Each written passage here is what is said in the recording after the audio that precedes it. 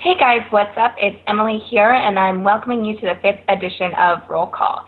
Today we'll have a discussion themed based around the everlasting topics in the Call of Duty community as growing as an esport, as well as some of the smaller supporting leagues that are organizations supporting the scene, as well as a debate later on regarding PCL online and actual events. That will involve RevaN co-hosting with myself, as well as NaDeSHoT and Moho. Sorry about last week. We had a couple technical difficulties. We had Hex on there, Hastro on there, as well as Sam hosting due to me being gone, and you guys couldn't really understand what was going on at all, so I apologize about that. We do have some news coming to you later on, but today we have John Clark coming from the Cybersports Network and Ego with 360icons. So we're going to take a quick break, and we're going to bring back a great debate for you guys.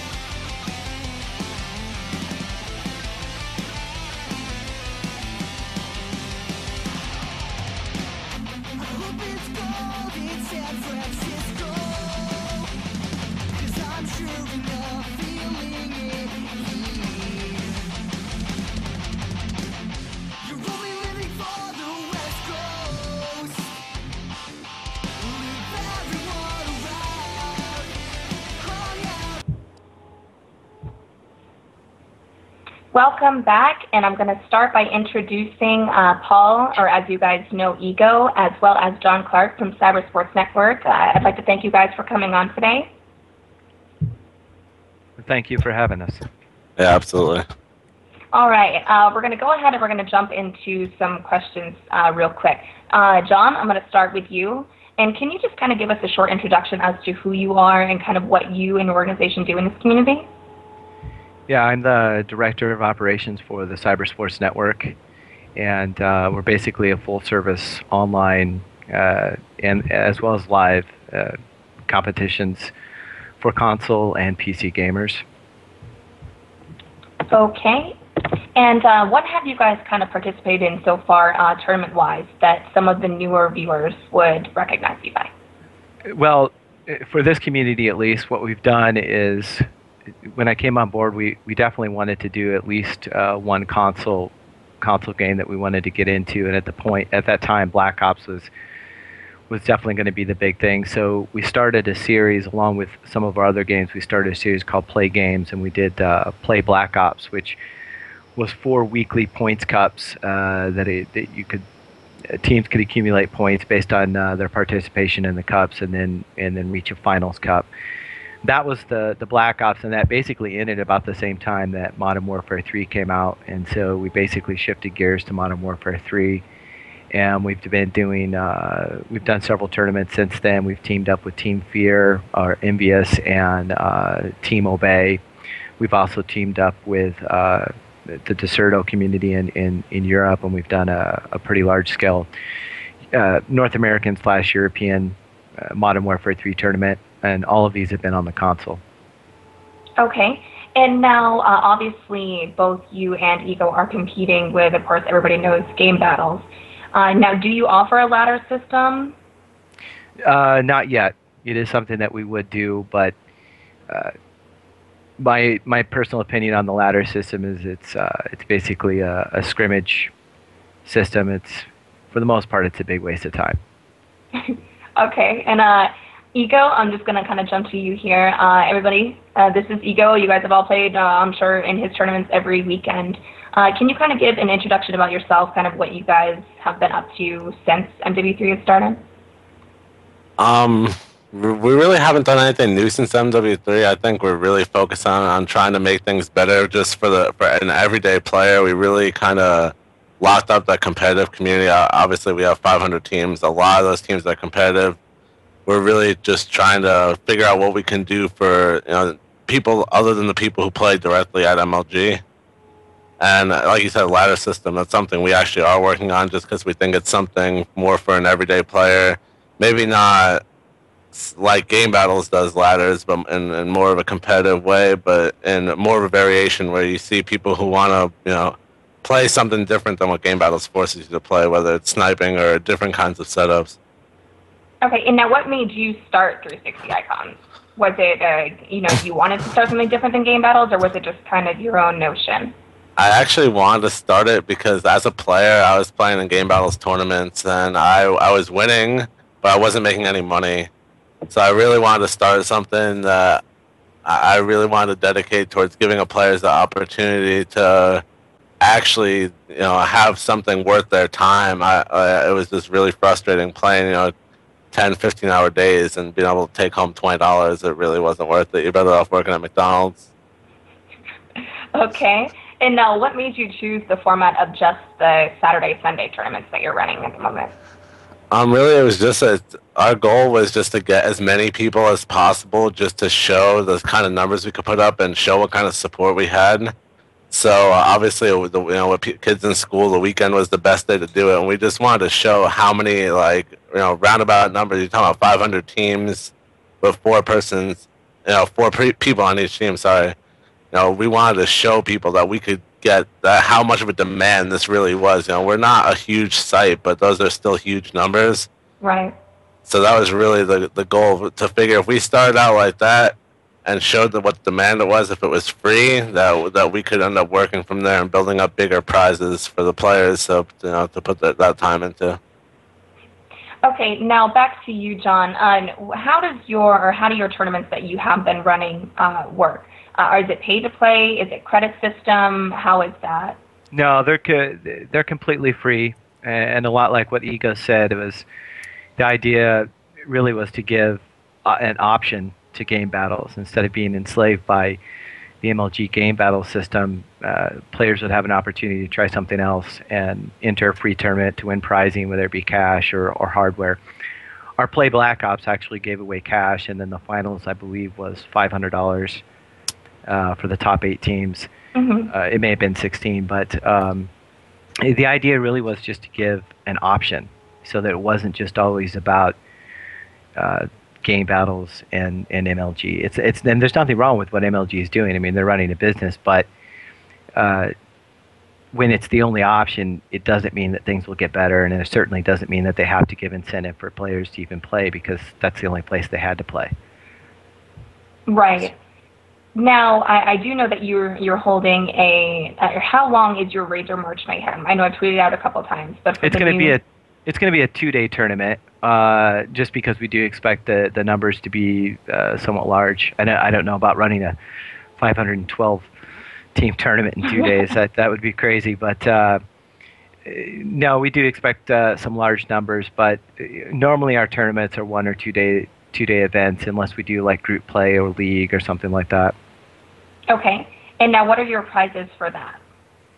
For the Razor event, you would have to ask me that. I don't know the exact. I do know that it's four headsets and 4 keyboards, I believe, for first place, and then 4 mice or keyboards for second.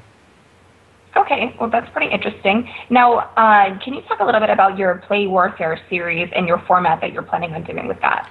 Yeah, the Play Warfare series is basically just 4 single elimination brackets. I think we'll cap the teams at maybe 64 or 128 teams. For every round that you play in, you earn points. For every round that you win, you're going to earn more points, obviously. And it's really just an opportunity to try to build from the base up and to get as many teams involved in competitive play as possible, outside of just ladders, and giving them an opportunity to really, what they'll do is they'll earn points over the 4 points cups, and from there we'll take maybe the top 16, possibly the top 32 teams will then compete for a much larger prizing. So each week there will be a little bit of prizing, and then the finals will have a little bit more prizing to it. Okay. Now, Ego, going to you again. Now, you're kind of known at the moment for being the biggest online tournament site there is that's free, that does it on a consistent basis. Now, what are your thoughts about partnering with sponsors and other organizations to potentially throw a LAN or some sort of event of your own? I mean, we've talked about it. It really would have to make sense. It's definitely something I want to do just for the community, especially if MLG doesn't pick up the game. Like, I would really be shocked if we don't do LAN. I know actually, I don't even know if this is how public this is, but next weekend we're actually doing a LAN at Hastro's house. I don't really know if I'm ruining a surprise at all or anything, but I'm just gonna say it anyway. I know that Optic's gonna be there, and I know that Envy's gonna be there, and I know that Jaws and some other guys are gonna be there. So that should be a lot of fun. And I've worked on a couple LANs just to get the experience of running them, but it's just something that needs a lot of planning, a lot of organization, a lot of the right things to come together to happen. But I could see it happening. I don't know how soon, but I'm pretty sure it'll happen.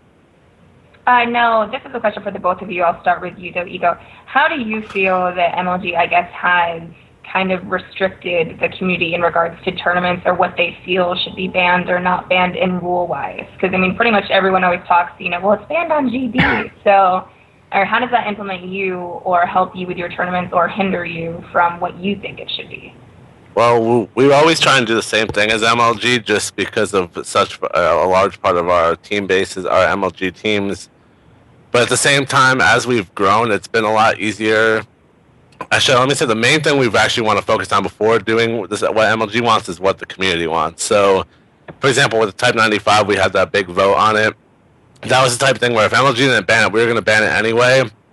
But we really feel like we're at the point that if a large part of our community wants it, we feel like we can take it to MLG and show them what we have, what the background we have on, just like the Type 95, for example. If it didn't get banned, and we showed them that thread where there was 8,000 people that voted for it to be banned and 2,000 people for it not to be. If they didn't ban it, that's a huge problem for me. But I really think that MLG has came to the point where they're listening to the community as well, and they've really been looking for a site like ours to kind of dictate Call of Duty for them, because I still think they're a little lost with Call of Duty. Now, what about you, John? Well, to comment on what Ego said about them being lost, I'm not sure they're lost. I think they just, but I agree a lot with what you said. I just think maybe what they're doing is, for them, it's just a cash cow. Very much like the developers of Call of Duty itself. The game is a cash cow. There's not really a lot of reason or a lot of incentive to listen to the community. They can set the rules because, as I said earlier, for the longest time, the console community has been enslaved by their decisions. When there's no other option, there hasn't been any other choices, where else are you going to go? I mean, it's going to be MLG or nowhere. Right. So with sites like sites like ours and Icons, and there's a few others popping up, OGL, what they're doing is they're offering options to the community, which will then feed into the community kind of stepping up and doing some things on their own, because they have more options and they have more places to go. They have a greater voice. They can go to Icons, or they can come to us and say, hey, we'd really like to try this, or we really feel like maybe this would be a good option, or we've never ever had any sort of group play event. Boy, would that be neat. Everyone else is doing it in esports. Why can't we? Things like that. It would, and I think that's what Ego and myself are doing, is giving the community an option, a competitive option, which I hope that at least that MLG kind of listens to it and says, okay, we kind of got to take these guys serious, because, I mean, we are huge, and CSN and Icons are not going to just overnight, take away a lot of their numbers, but there's 512 people playing on teams playing on Icons, and we've had over 128 or so, of our own. So there's a lot of teams out there that are looking at other avenues, which of course then slows down the amount of time that they spend on the MLG website or the Game Battles website, the amount of time that they spend putting money, into the events that give out 40% payback, things like that.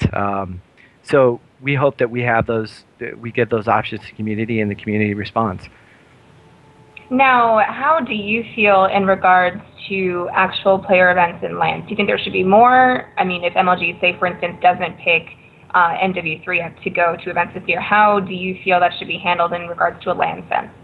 Oh, there absolutely should be more LAN events. But that really, what other organizations out there besides MLG are really going to step forward and run some more console could afford it.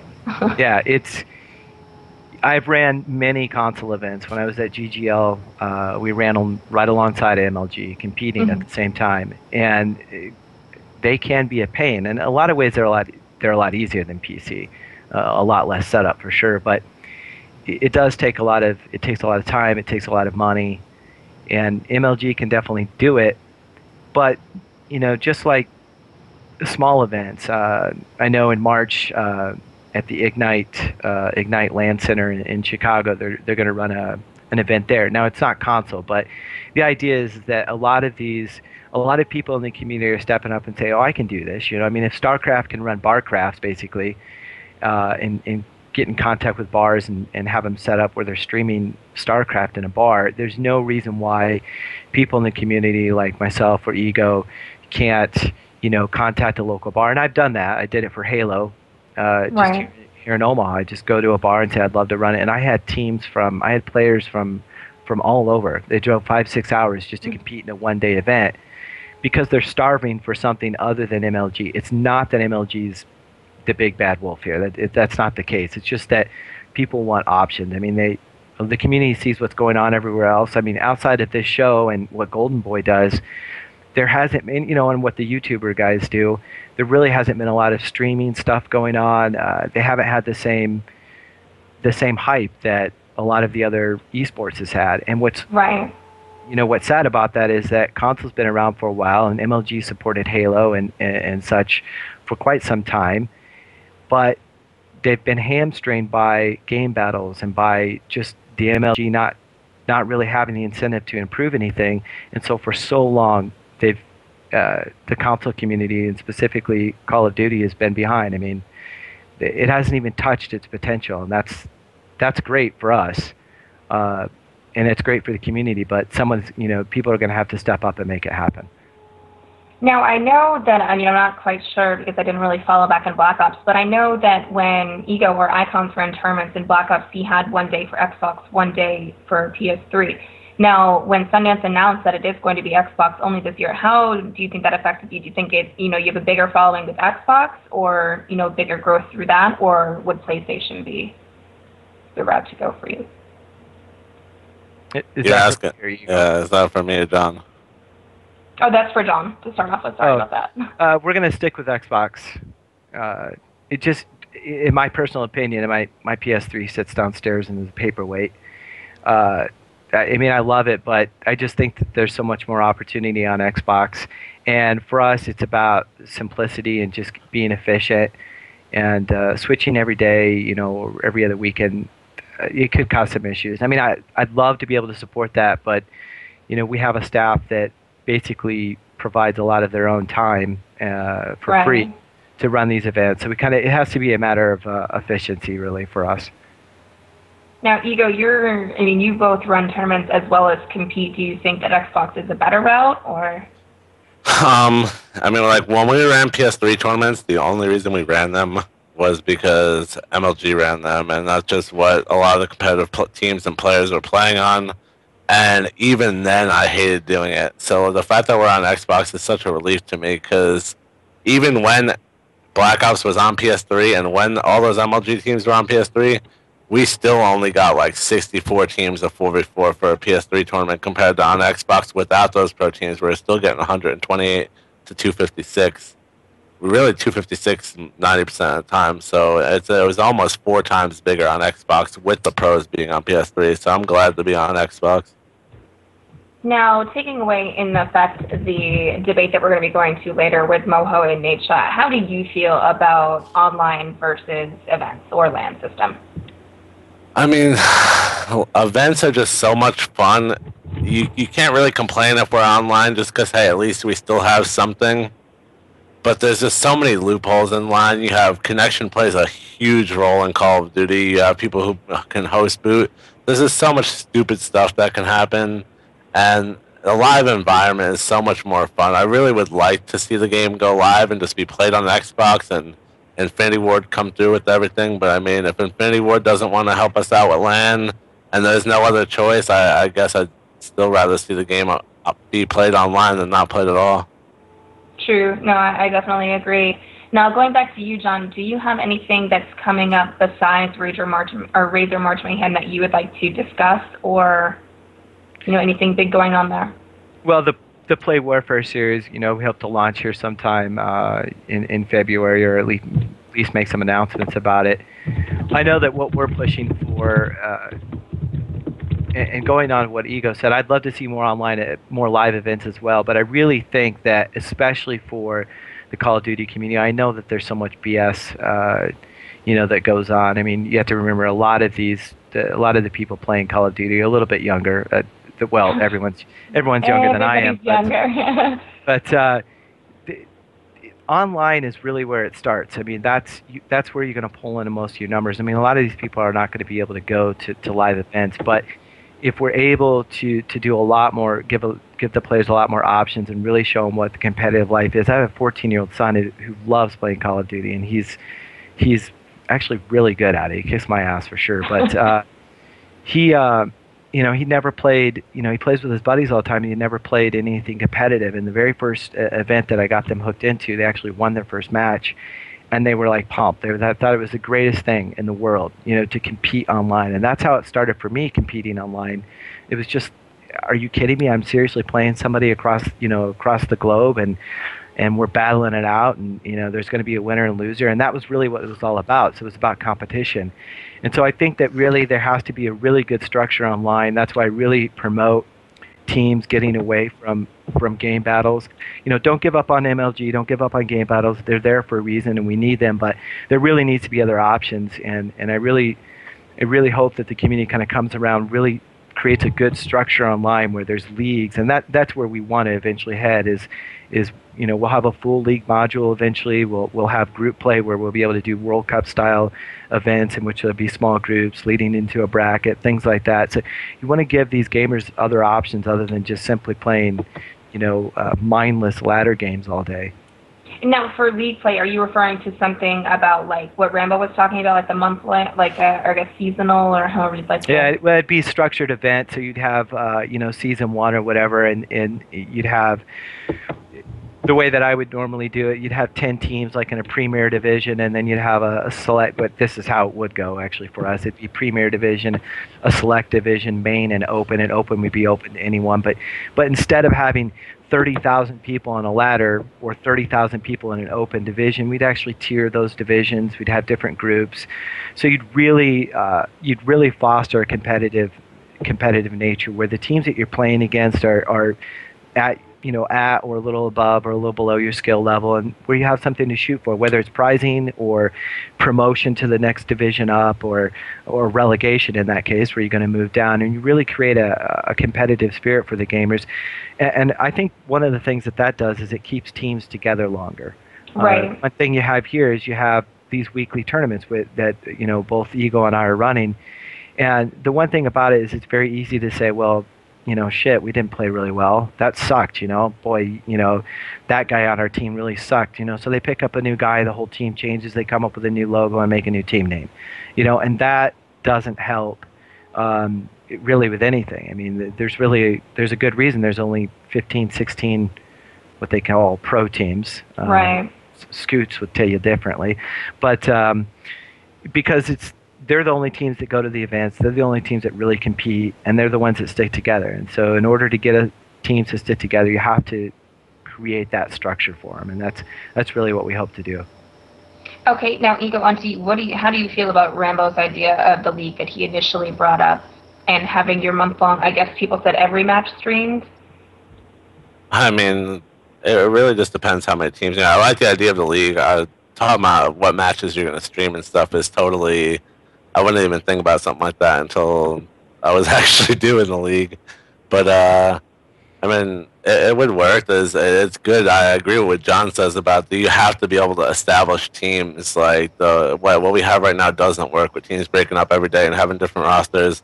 If you can't build players to the point where people know their names, then there's not even a point in doing this because you have nobody to cheer for, and that's probably the most important thing I think from a spectator's point of view is you want a team to root for, a player to root for, and it's hard to do that when teams change so much.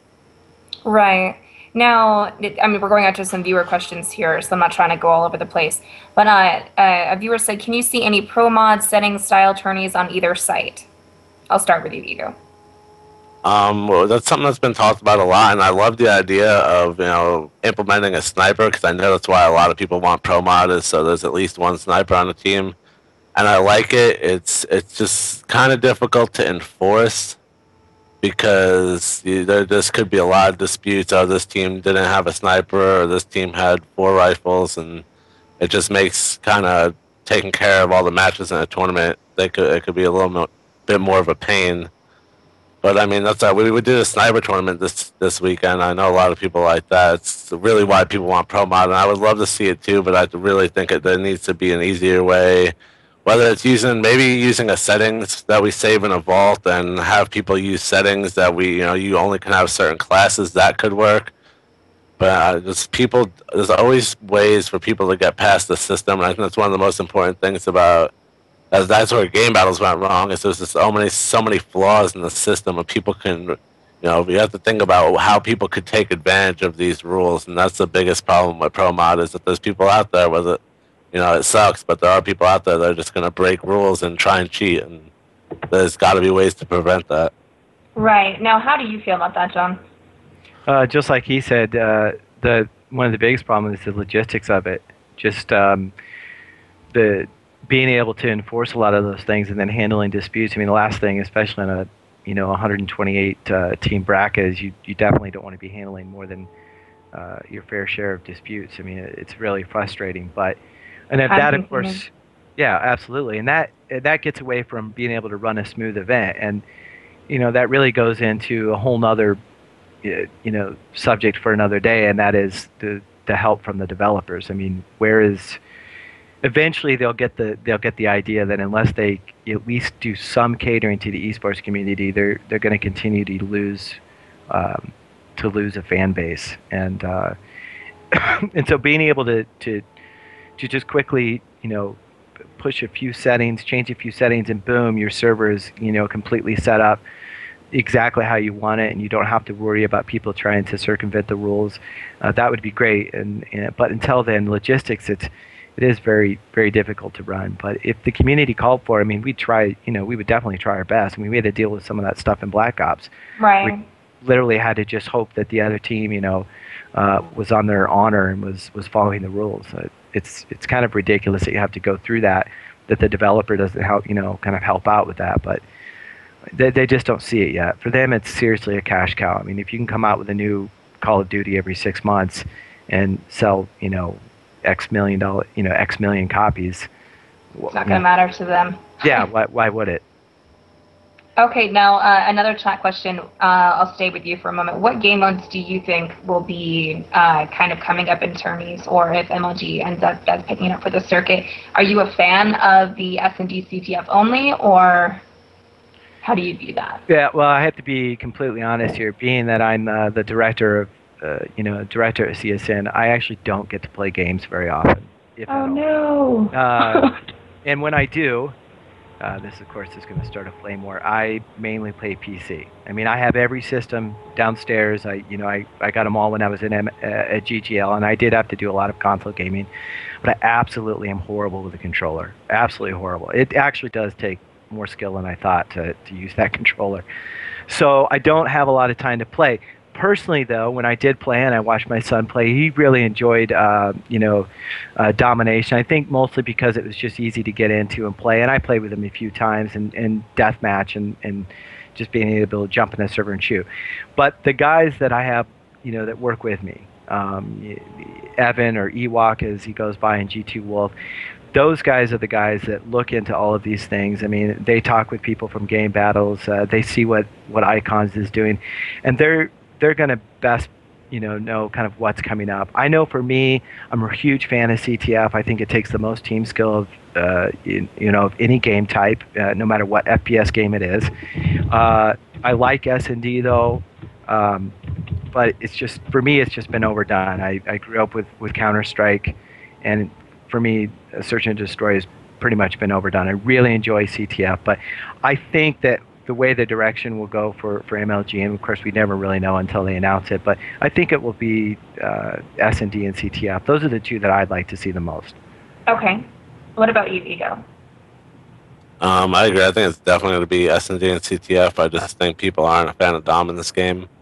But I think for S&D to be successful and not kill Call of Duty, because if it needs to go down to a 1.5-minute time length for a round, because right now I can fall asleep watching S&D at a 2.5-minute round length. Yeah, it's way too long. So that's something, again, Infinity Ward has to step up on that, because I understand why COD gets no viewers if you're watching 2.5-minute rounds of S&D where people are just sitting there waiting for 2.5 minutes straight. Now, this is going to be the last chat question. I'm going to kind of combine it to both of you. Now, everyone knows that your tourneys, which are run every Saturday and Sunday, again, are for $160 for their top prize. Do you plan on changing your prize amounts at all? Or if you did run some different tourneys, would you up the prize, or? Yeah, we're gonna definitely change stuff up. I don't know how soon our weekly stuff will change, but we definitely have some bigger events planned that we're gonna be talking about really soon. Can't really talk about them yet, but there's definitely gonna be, even if MLG doesn't pick up Call of Duty, there's definitely gonna be a lot of money to be made in Call of Duty this year. Yay! What about you, John? The question was originally asked for you. It says, will CSN be offering any big prize tourneys such as a $1,000 prize spot? Yeah. I would absolutely love to be able to, put that in the game's budget, but we're a startup company and we run a lot more than just Call of Duty, so it's going to come down to a budget thing. I can say that we do have some sponsors that are very serious about putting their resources into what we do, including and actually mainly Modern Warfare 3 right now. So, and we do have people that come to us and say, hey, we'd want to use your system, we'd love to use your site, and they actually have their own sponsors and their own pricing. So, do expect plenty of Call of Duty and console action coming from CSN. I can't promise $1,000. I'd love to be able to do that, but I just can't. All right. Well, we're going to close out with viewer questions. Thank you both for coming on. Do you have anything else that you would like to add, John? I don't think so. I just want to thank you guys. I really appreciate the opportunity, because I think it's important for the community to know that there are other options out there, whether it's 200 people tuning in or 2,000 people tuning in. I hope that the 200 that are tuning in, will spread the word that there is Icons, that there's CSN, that there's other options instead of the mindless game battle ladders. So. And make sure that everybody checks out Razor Badness. We did link the event in the chat, so stay tuned for that. Thanks again for coming on. Now, Ego, going to you, do you have any information that you would like to share about, even if are you doing a sniper tourney again this Sunday, or?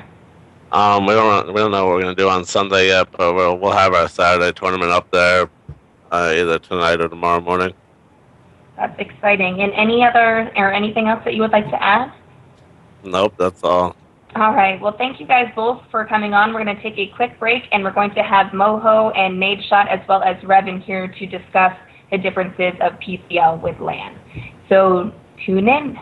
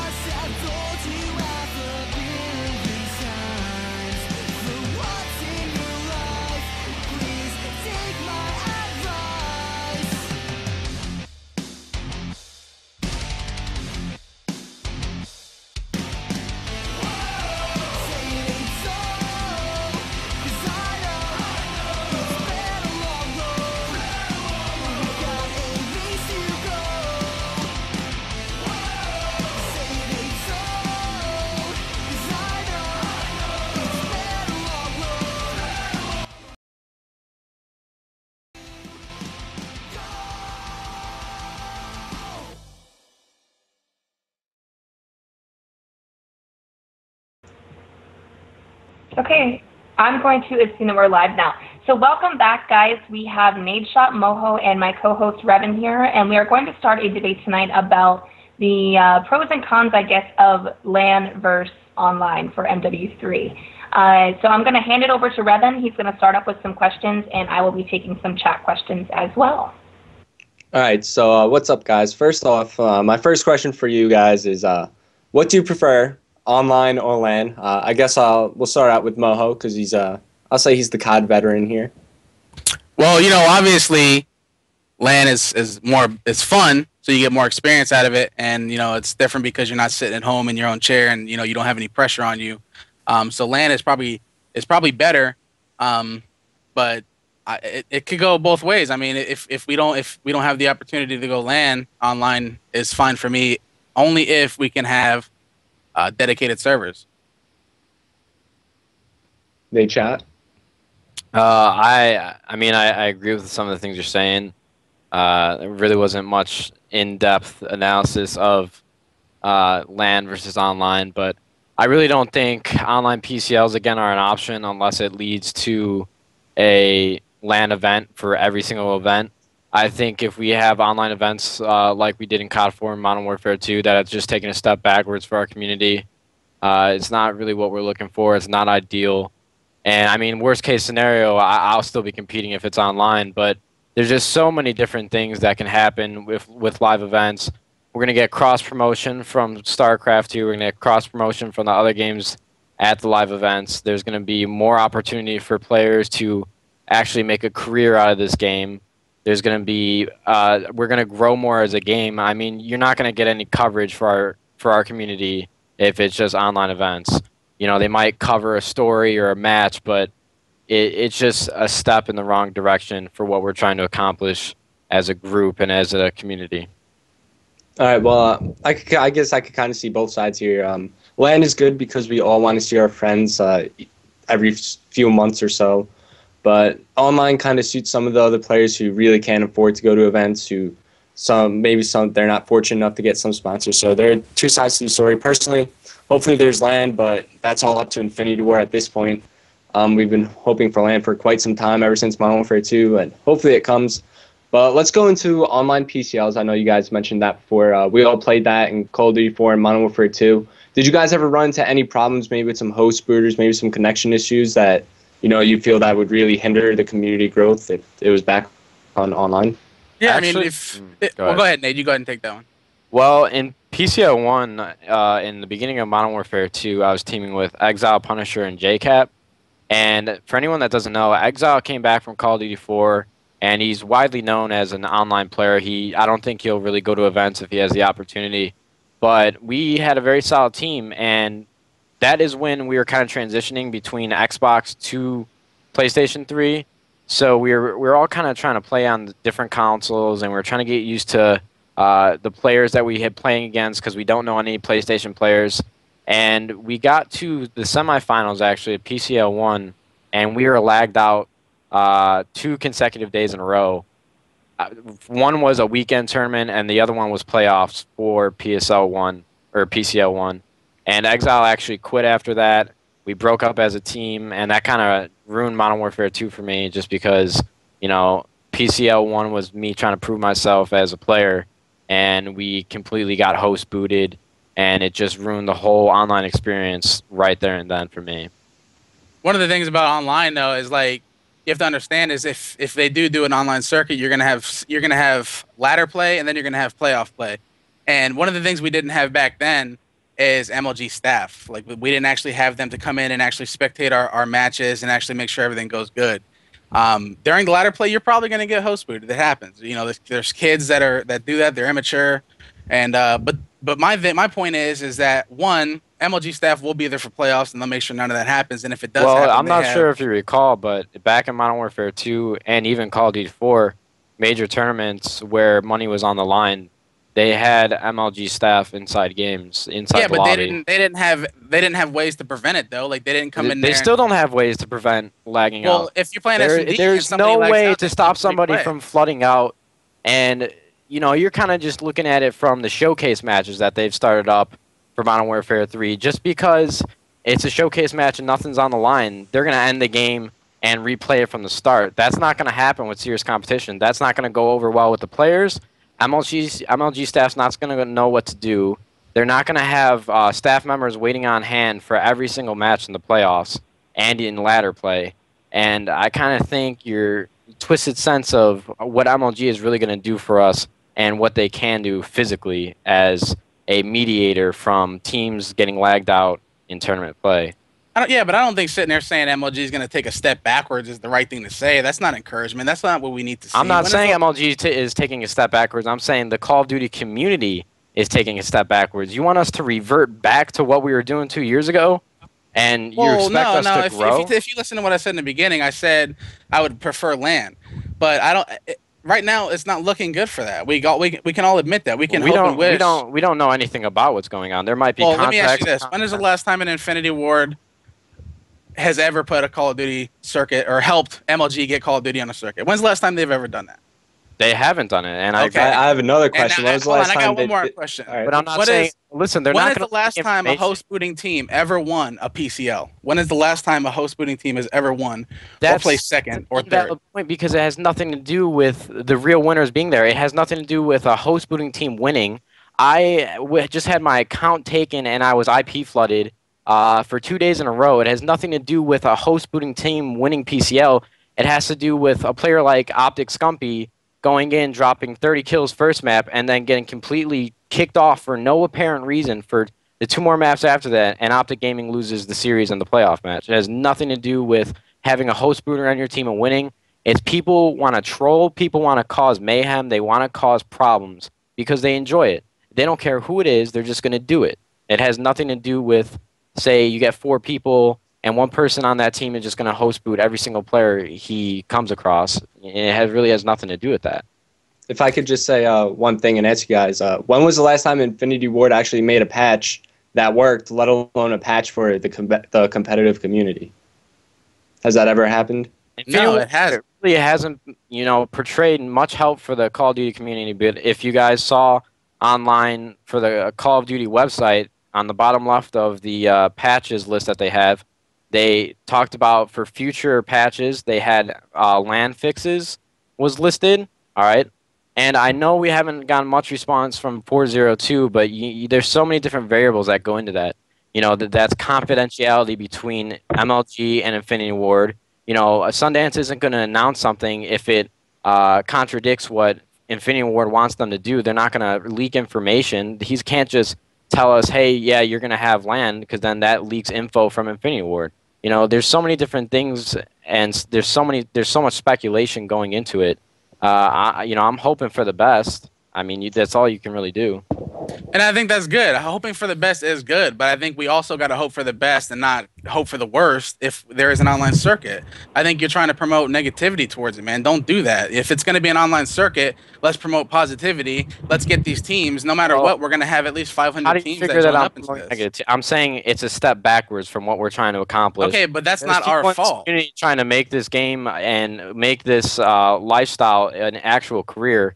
And that's not going to happen with online events. That's literally it's taking 2 years of 2 years of accomplishments, 2 years of progression, and just throwing that all away from everything that any player has ever worked for. We're not going to have spotlight players. We're not going to have events where... Why won't we? You honestly think MLG is going to promote us that much online when they have StarCraft? Look what they've been doing with the weekly warfare. I think that's a great... that's a great start, don't you think? That weekly warfare is 1 day a week. If they can do that 1 day a week, what can they do? I agree with you. It's a good thing. I enjoy weekly warfare. We've been on there as a team. I've watched it. I've seen them. They've topped over like 2,500 viewers at one point.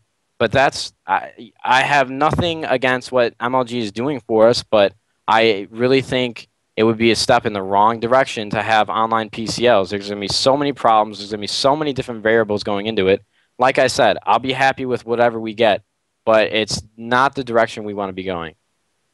All right, let's just go back to developer support with Infinity Ward, with all the LAN and their future updates. Infinity Ward, compared to all the other developers for major esports titles, they have given us literally nothing. if you look at the kind of support other esports games get, kind of like, it's a horrible comparison, but StarCraft, League of Legends. I mean, if you look at what Riot has done for League of Legends, they implement like competitive tournament streams into their in-game client. If even Infinity Ward, you know, that little bottom where they show all these random stats, if they put, hey, you know, there's an MLG tournament going on, how many more viewers would we get? It's just like a simple little thing. If they showed us just a little support, you know, our viewers would skyrocket. And, you know, what is there, like 1 billion copies or something sold for Call of Duty? Just a lot of But yeah, if we got like 1% of those viewers, it'd skyrocket. Yeah, and I agree with you, and I think that's why MLG is really trying to take Weekly Warfare and make something out of it. I think they see the potential in Call of Duty and how many copies we physically sold. But you have to understand, from COD 4, what direction has the game taken? It's gone from COD 4, which was just a basic, fun game. Everybody loved COD 4. It was competitive. Pubs were competitive. There wasn't, you know, people were running around with portable fucking radars, throwing a tactical insertion down, throwing a fake care package here and there.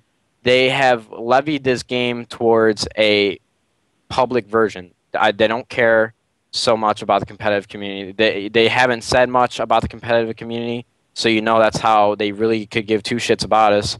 And to be honest, if I was in their situation and I was 402 and I was the head of Activision and I was the head of Infinity Ward, I wouldn't care either. I mean, look how many copies I just sold of this game. I'm going to, you know, it's the recipe for success. Let's keep making the game the same exact way. They didn't make any changes to Modern Warfare 3. They stayed on the same game engine from Modern Warfare 2.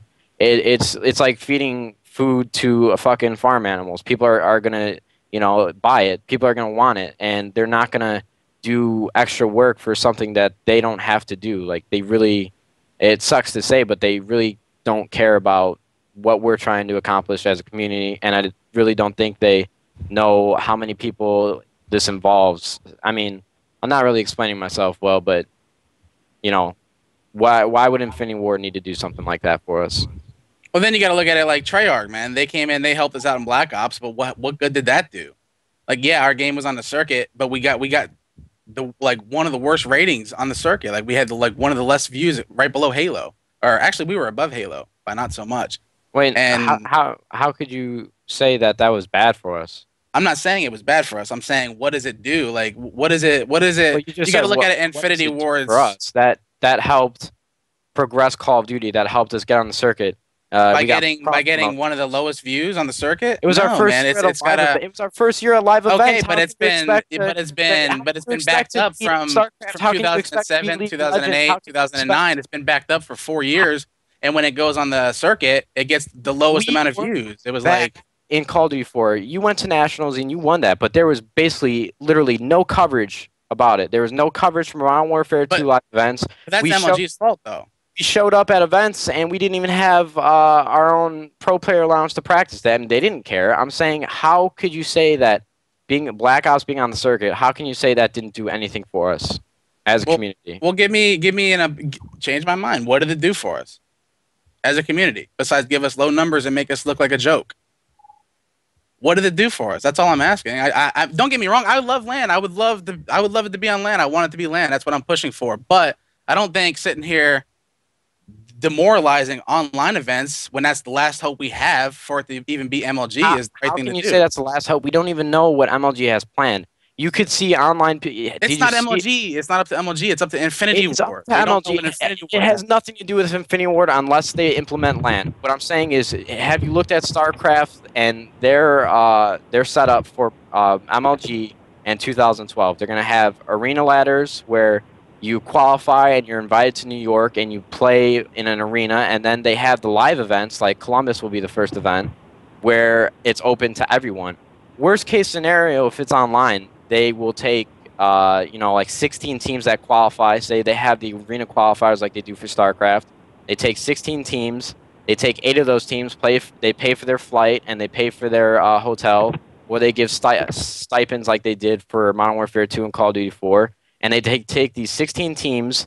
They have 4 stations set up for us, and they have it at a live event.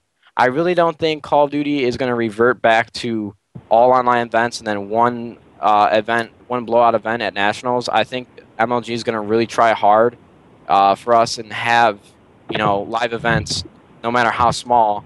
I think that's what they're going to try and do and try and accomplish for us.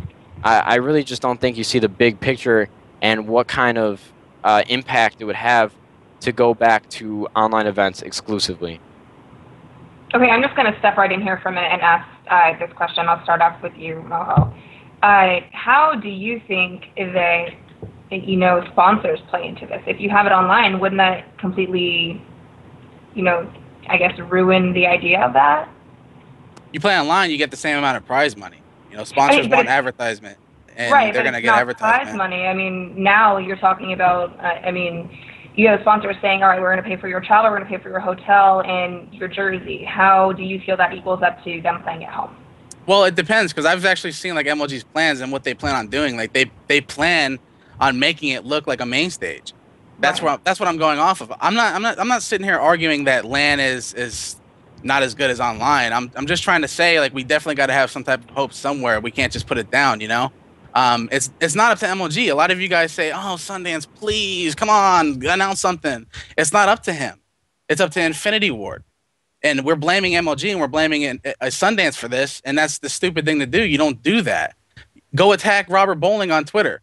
Yes, let's go attack the person who is going to try and give us hope.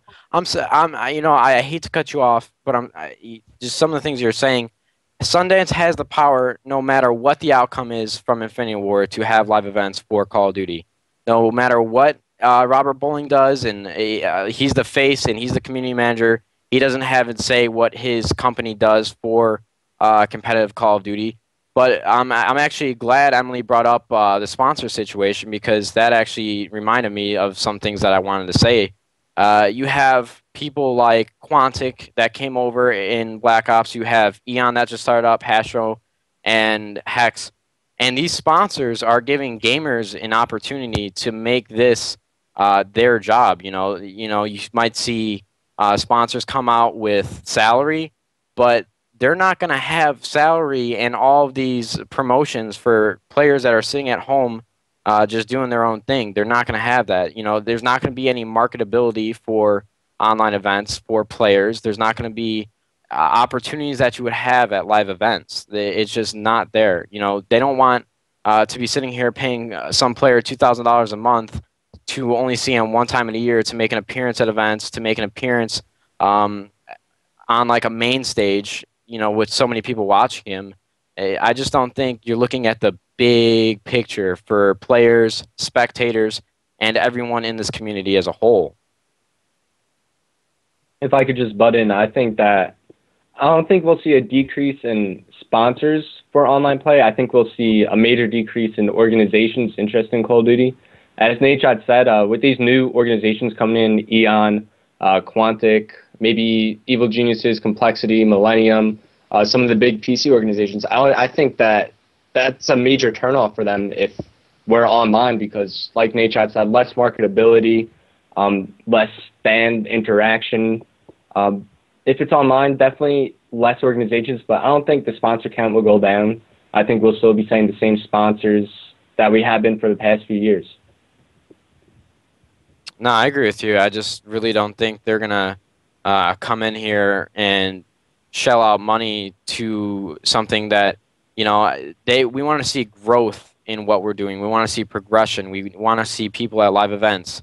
And if you're reverting back to what we were doing in Call of Duty 4 and what we were doing in Modern Warfare 2 2 or 3 years ago, I don't think you're going to see teams like Team Liquid, Complexity, Evil Geniuses. They're not going to want to come into this market because they're going to think, hey, weren't they doing this 3 years ago? They haven't progressed as a community. They haven't progressed as a competitive game.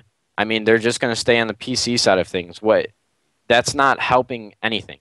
I really think online events should be a no-go in every situation. Besides, worst case scenario, we get no support from Infinity Ward, and Sundance decides he doesn't even want to have maybe 16 teams showing up to one event every event throughout the season. Moho, your thoughts? You said Sundance is like in charge of whatever. Like, if that's the case, why is Sundance tweeting, man, I really wish we could work with Treyarch. I really wish we could do this. Like, why is he tweeting stuff like that? Because David Vandahar was so compliant with everything that he asked. They got the LAN fixes in 2 days. You know, if you're dealing with this multi-million-dollar company and Vaughn is personally coming to events and talking to players, you know, I'm very good friends with Vaughn. He's very good friends with the Optic organization. He helped MLG with everything we asked for. We asked for a pregame lobby. He gave it to us. We asked, or I'm sorry, the pregame timer. It goes 60 seconds when you start the game. We asked for a 1.5 S&D round limit. He gave it to us. If I was the CEO of a corporation like MLG and I was trying to get Modern Warfare 3 in the circuit, and this was one of my goals, and as I was having a hard time dealing with this other company, dealing with Infinity Ward, why wouldn't he miss David Vandahar and the things that he's done for Call of Duty? You know, it's probably very difficult for MLG and what they're doing. And Infinity Ward is probably, you know, running in circles around them, just dodging the questions, dodging what they're asking for. Maybe they did make some fixes and they weren't correct. They didn't do it correctly. There's so many different things. I really think what Sundance has done with his tweets and his lack of information, I really wasn't a big fan of how there was just so much carelessness with making players on edge. You know, we're trying to plan for a year of events, and we need information. I mean, it's his call either way. I'm not taking anything away from Sundance, but those tweets, like you said, were very misleading, and I think it started a lot of drama in the community and speculation that wasn't needed. All right, I just wanted to bring in a tweet for 1 second.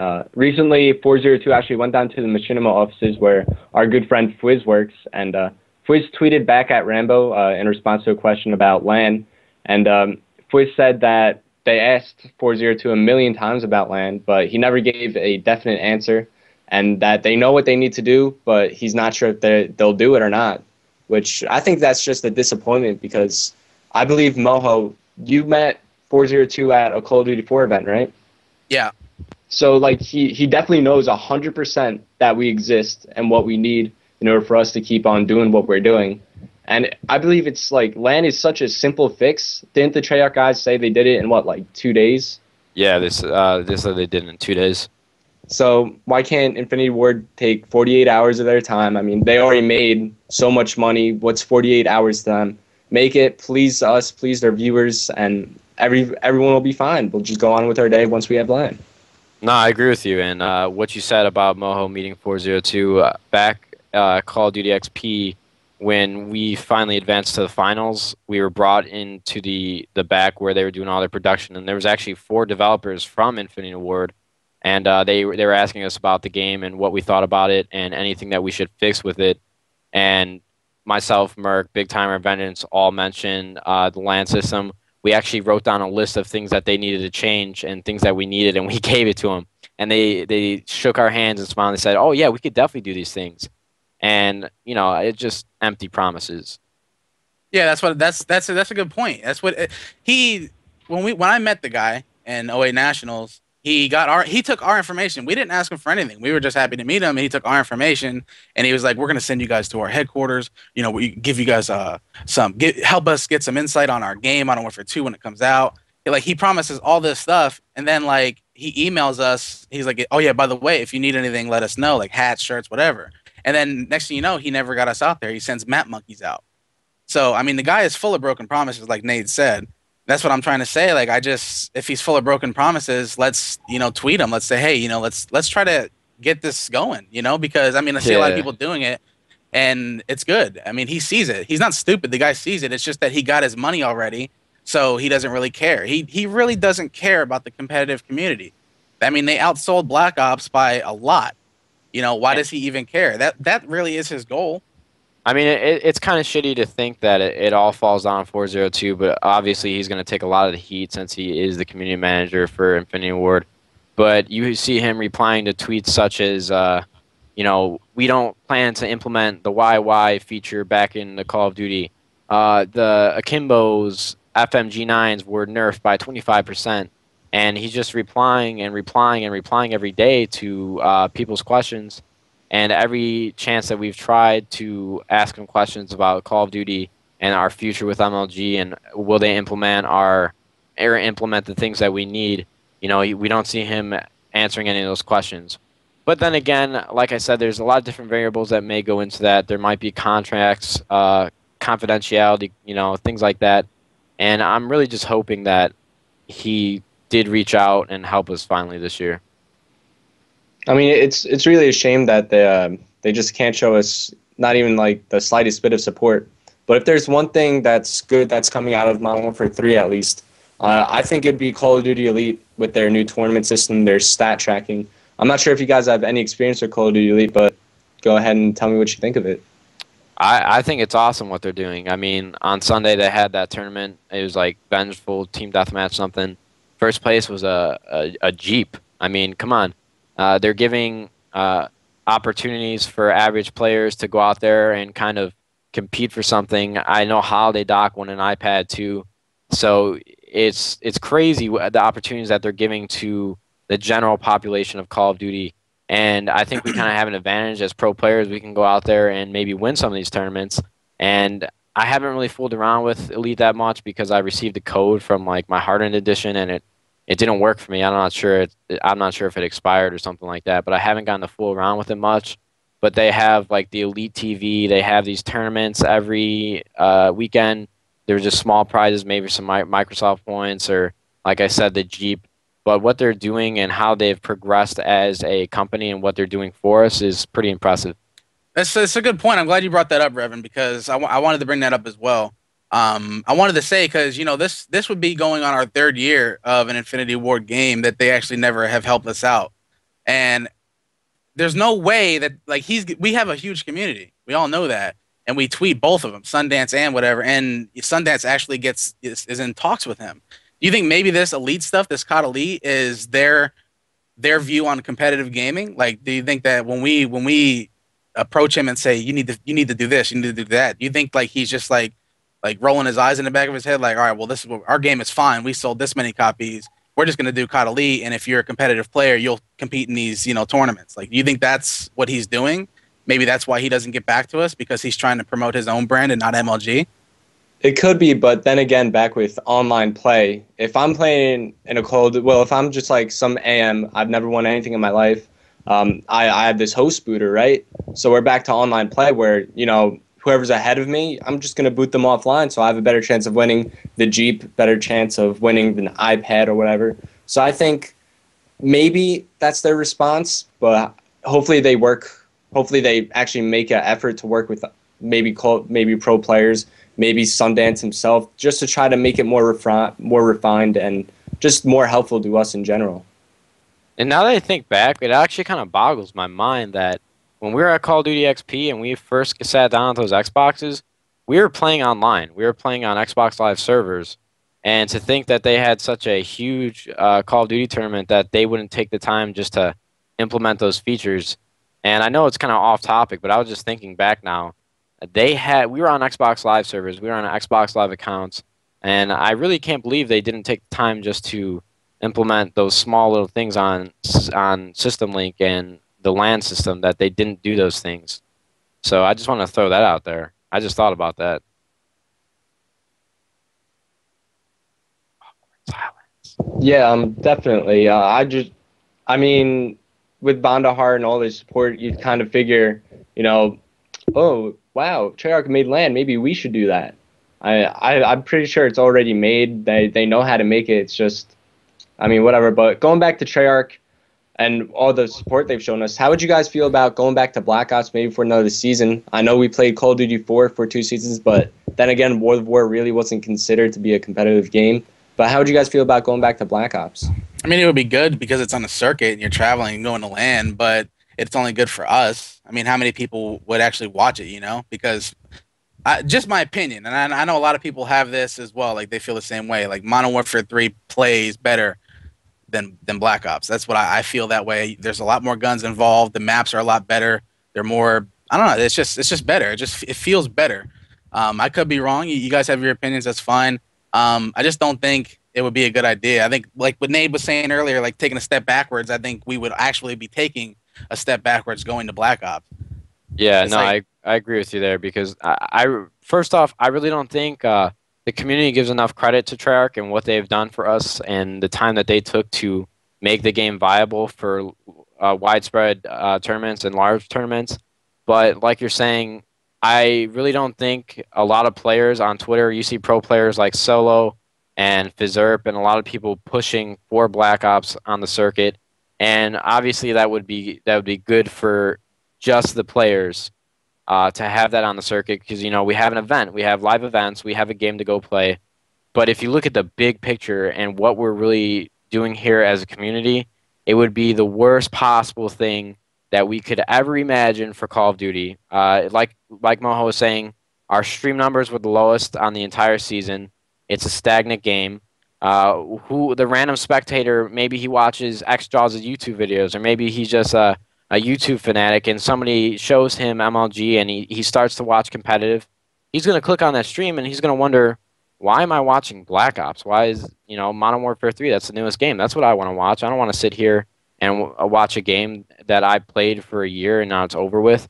You know, we're not looking at the viewer experience. We're not looking at sponsors that want to come in and do things for us. We're not looking at the whole picture of why Black Ops would just be the worst possible thing for this community.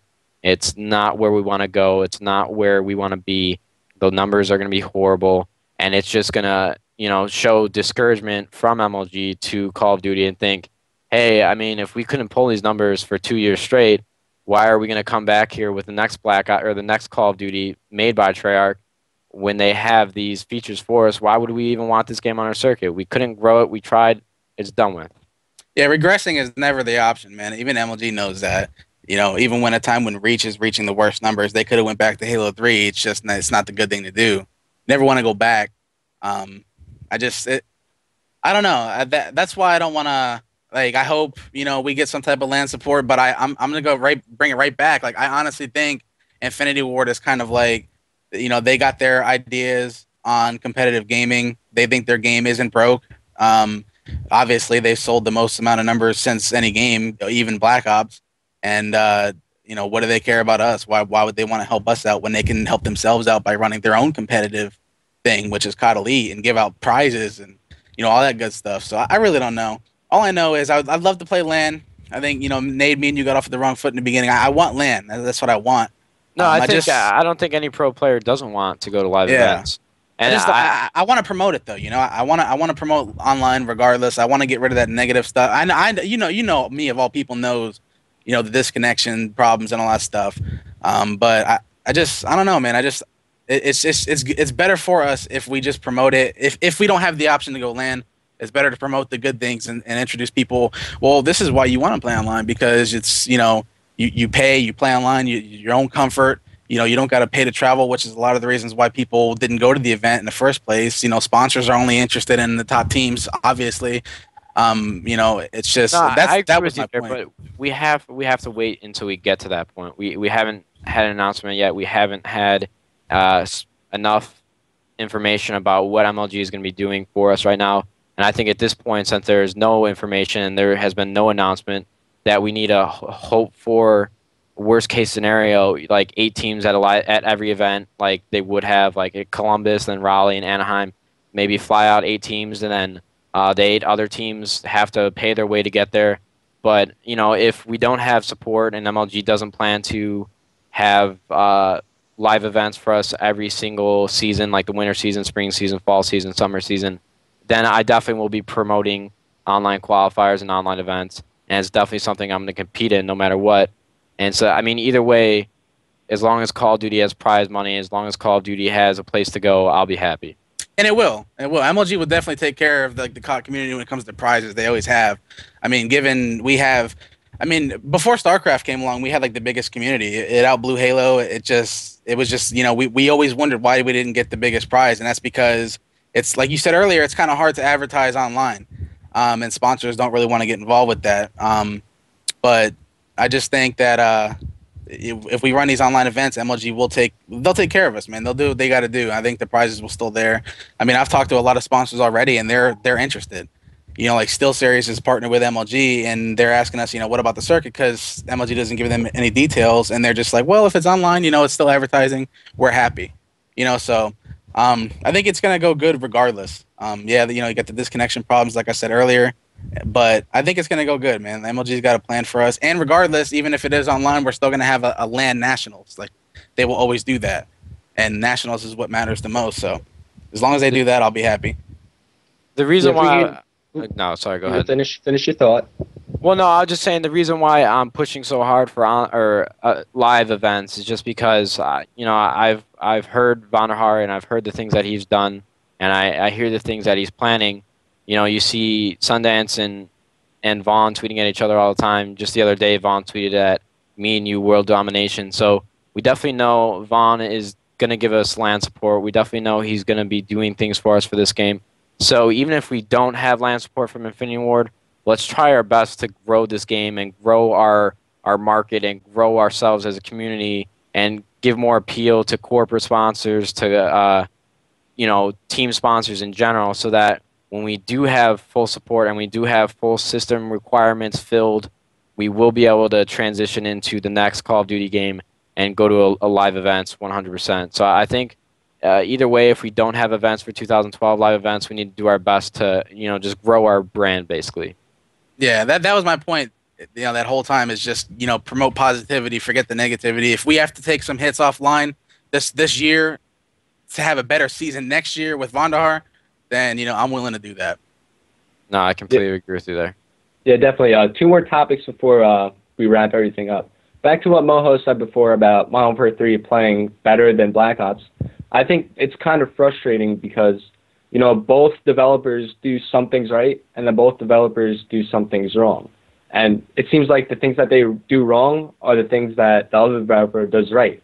So, like, for example, LAN, it's just one example. Also, I think the spawn system in Black Ops was a bit more consistent than Modern Warfare 3. Definitely the guns shoot better on Modern Warfare 3 than Black Ops. I think frame rate's better on Modern Warfare 3 than Black Ops. Do you guys feel the same way, or what? Well, if you look at Black Ops as a game and the mechanics of the game, it seemed like a stripped down version of not stripped down, but it was like the competitive how it played competitively. It felt like stripped down. It had a Call of Duty 4 sense to it and feel to it. Not everything was there, not everything was made perfectly for us, but I really think the FAMAS ruined it for Call of Duty Black Ops. I think if it would have been like SMG only, I think we would have had a great season. I think people would have enjoyed it more, players and spectators. But I kind of disagree with you on the fact that you say Black Ops had better spawns. Modern Warfare 3 is a great game competitively. I actually love the way that Infinity Ward balanced their guns. We have 3 different SMGs that can be used. You have 2 assault rifles that can be used. You have so many variations in the game to make it more competitive. You could be running in this map and you have an MP7 red dot with focus on, and then you see somebody tear your ass up with a PP90, you're going to switch that gun. And like you were saying about the spawns, every map really has like 3 set spawns, and I think it takes more skill and more awareness to predict the Modern Warfare 3 spawns, because you really have to be aware of players on your team, where they are on your minimap, where they're positioned, and you can control the spawns really well in Modern Warfare 3. You can literally make a player spawn in front of you, and I really don't think you had that in Black Ops. I think it just takes more teamwork and awareness of the players to really overpower the spawn system and the way players play the game. The thing about Modern Warfare 3 is the spawn system. A lot of people don't like it because, like, I know I'm going to go out on a limb here. People are going to get mad at me, but I think Modern Warfare 3 takes a lot more skill to spawn kill. It brings back to the COD 4 days. If you played Strike, you know what I'm talking about. Like, you could have somebody in a spawn trap for days. Lockdown, for example. People are like, oh my God, I hate this freaking map. I get spawned back here. But you don't understand is that we are pushing you back there. And that's why I like Modern Warfare 3. It's a lot more organized. You can actually push someone to the back of their spawn and they'll spawn there no matter what, and it's up to you to get out of that spawn trap. A perfect example is something like firing range. I know you guys have played firing range and you're like, all right, I'm sitting in trailer, and then the guy spawns behind you. He's not even supposed to spawn there.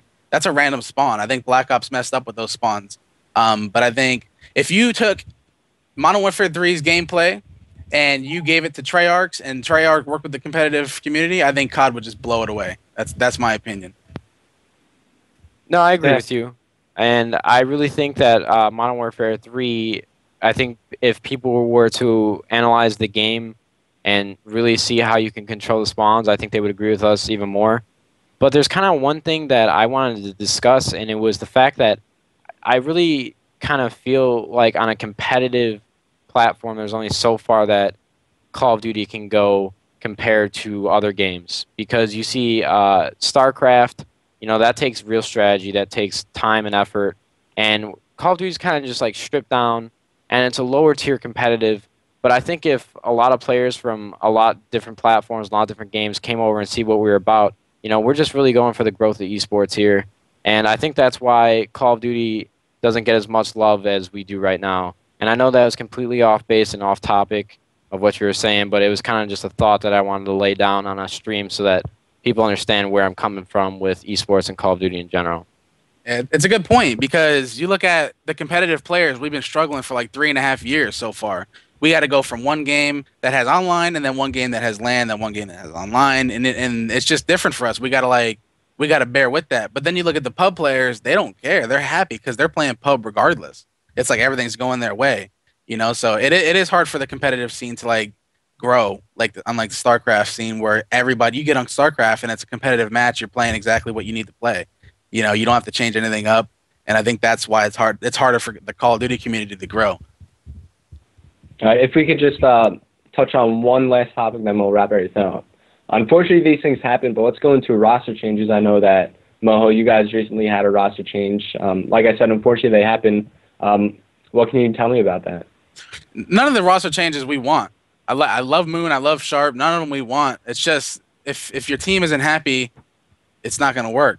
You're going to have to let him go. Moon, we had to let go of Moon because of his schedule conflicts with Saints' schedule, but Saints is on more to play. So you just got to make like the right move. Roster changes happen. You're not going to stop them no matter what. We always thought Privy was happier than ever on Optic. Same thing with JCap. And after their success in the Black Ops season, you'd think that team would last. But, unfortunately, things changed up, and it does happen. I think you just got to make the best of what you have at that point on that current roster.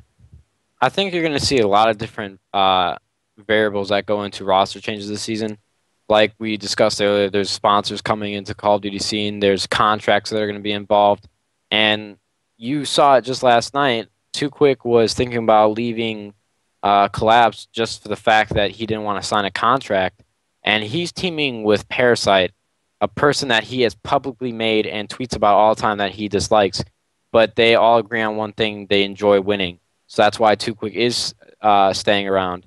And I just think a lot of the thought process that go into players' minds when they make roster changes and they make these decisions, they don't really think long-term. I mean, you might see teams this season that might not even be the best roster that they can put together, but they have marketable players. They have players that sponsors want to have on their brand and they want to have on their name. And I really think a lot of these players that are making these teams really need to think about who they're teaming with, what kind of marketability they have as a player, and how they will benefit a sponsor if that's what they're going for. I mean, I know a lot of players are here just to win, but a lot of players are here as well to grow their brand as a player and to grow in the community and grow in gaming in general. But that's the player's decision. That's roster changes happen, and I really think that players need to sit down, think about their choices, and go from there. Yeah, at the end of the day, you're a player no matter what. If you get traded to a different team or you get dropped, it doesn't matter. You're a player. If any of that stuff happens, just continue to do what you're doing. Just play. Don't worry about the bull crap that's on Twitter. Don't worry about the drama. I think that's a lot of people. A lot of people are so easy to leave a team if they lose a scrim. And that's one thing I wish I could change about the competitive community, because we're a big community, but it's like, a lot of people hate each other. A lot of people are fighting with each other. They're jealous of each other. And I think if we could change that and people can stay on their teams and just realize, like, think about it. If you leave your team because you lost a scrim, like, you're going to lose. You know what I mean? Like, it doesn't even matter. Like, if you're going to leave a team because you lost a scrim and you join a different team, like, you're going to leave again and again and again. I think and then they want to know, like, why they can't build their brand. And it's because that's why. You're starting fresh every time you join a different team, and not only that, but you're ruining your reputation.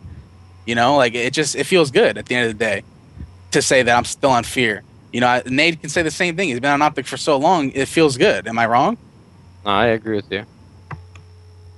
So just work on loyalty.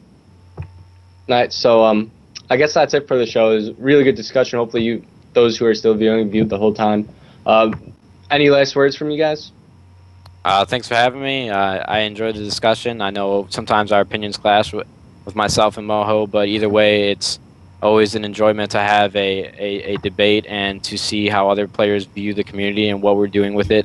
So sometimes it might come off that we're heated as we progress in our argument and our opinions, but at the end of the day, it's just we're all here for the same reason. We're all here to grow our brand, to grow esports in general, and to make Call of Duty a lasting impression on the pro circuit. I agree. Emily, RevaN, thanks for having me. It's been fun. I appreciate it, guys. And thanks to all of you guys watching the show tonight. If you did enjoy what you saw, go ahead and press the follow button on the stream. It was definitely a pleasure to have such great guests tonight. Thank you, John Clark, again from CSN, as well as Ego from Icons. And we hope that we'll be able to see them again at some point. Thank you, RevaN. Thank you, Moho. Thank you, Nade. This was a great discussion. Hopefully it kind of opened up some eyes on this topic. Once again, thank you guys all for coming out and watching the stream. Hope you enjoyed everything you heard. Our show is weekly, every night, Mondays at 8:30 Eastern. And stay tuned for the things that we have coming for you. Thanks again, guys. Thanks.